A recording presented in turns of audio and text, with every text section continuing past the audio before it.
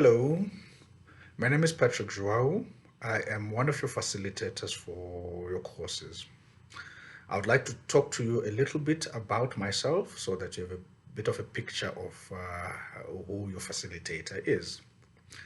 I started my professional life as a computer systems engineer after having graduated from the City University London with a Bachelor of Science Honours degree in Computer Systems Engineering. I also graduated with a Master of Business Administration MBA degree focusing on information technology management. For about 6 years post graduation, I worked as a computer systems engineer within the instrumentation control sector of industry. I would design supervisory control and data acquisition systems, install instrumentation, retrofit automation onto industrial plants within Zimbabwe. Thereafter, I moved into general management within the company that I was working with, where I was a shareholder. Within general management, I got involved in the acquisition of several other businesses. We got involved in construction and engineering, and we also got involved in water engineering, focusing specifically on irrigation. We were also a founding shareholder of Telecel Zimbabwe. We put together with the late Miko Waitare and Joe Gatt, the technical component of Telecel Zimbabwe, and we became the second mobile network operator in Zimbabwe. I then moved from engineering into agriculture.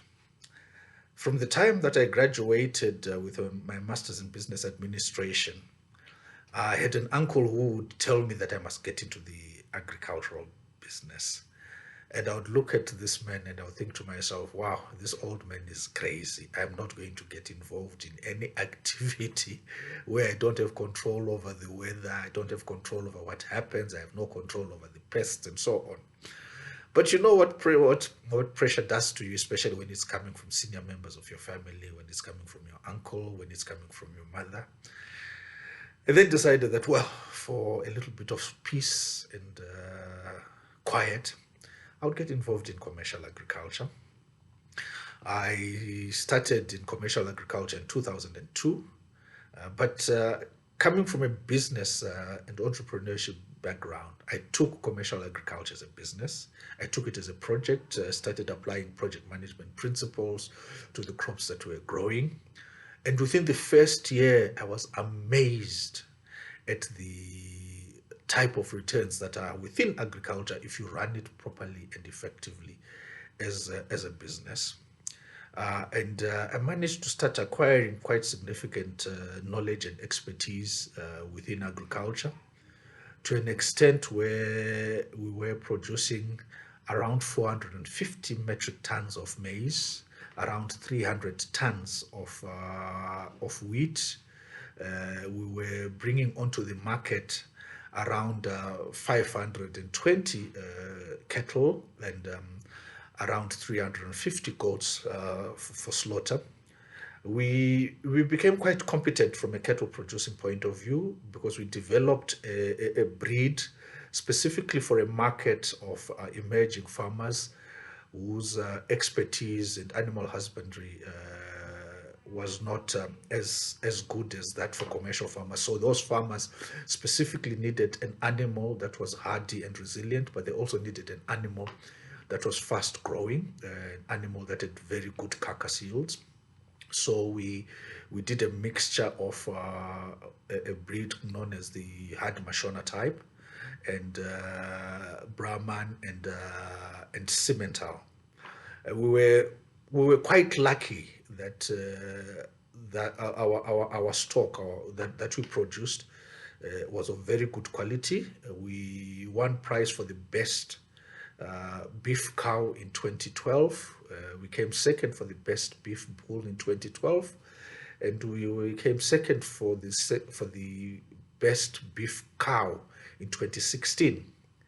However, because agriculture requires a lot of attention, where you have to wake up as early as 4:30 in the morning, and you have to be on the field, on the land by at least 5 o'clock, inspecting what has happened through the night before you start giving out instructions on what needs to happen.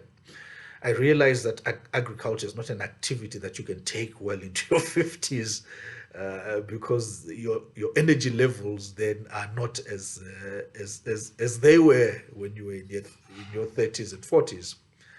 And I moved out of agriculture, but I decided that I would take the knowledge that I had in agriculture, my experience within the digitalization space, to look at research around the interface between digitalization and agriculture, with a specific reference to emerging farmers. So I am conducting research right now within digital agriculture. Because I've already entered into the academic space, I am finding that I learn quite significantly from the learners that I engage with, from the students that I engage with, from my colleagues. I'm also lecturing at the After School of Business, Innovation and Technology, their undergraduate program in innovation and entrepreneurship, first years, second years, and third years for that undergraduate degree. And I am also a facilitator at the Wits School of Business. Um, my approach to learning and my approach to research is that there's a lot of intrinsic knowledge that exists in each and every one of us. And I would like as much as possible to share what knowledge I have with you. And I would like as much as possible, and I would appreciate it if you could share the knowledge that you have with me and with your colleagues. The that paradigm in terms of knowledge sharing is also what has informed the research design that I'm involved in. I'm utilizing participatory action research for two reasons. Firstly, participatory action research allows you to be able to put your learnings into practical use in real time, and it also allows you to be able to record what is happening practically in an academically robust environment. I think I also need to be able to explain a little bit about myself. I've had quite a colorful life. I've been an active politician for 22 years, from 1995 up to 2017. I served as a member of parliament in Zimbabwe from 2005 to 2013. I was a deputy minister for 3 years, and I was a cabinet minister for 2 years. I still remain an entrepreneur and a businessman. And with what is happening now with the coronavirus and the need for medical consumables, I have also identified, together with a couple of colleagues, some space for the provision of medical consumables, in particular for masks, sanitizers, and personal protective equipment. So I'm working with some colleagues on doing that, and it has kept me significantly busy during this lockdown period, over and above facilitating for some of these courses to come online, and also learning how to be more effective in terms of teaching courses online. I'm also facilitating for some of our colleagues within the Southern African region to be able to access consumables that are needed in the fight against the coronavirus. And I think, let me also add my voice to the calls to that we should all try as much as possible to keep ourselves safe and to keep others safe. and stay safe out there. Thank you very much.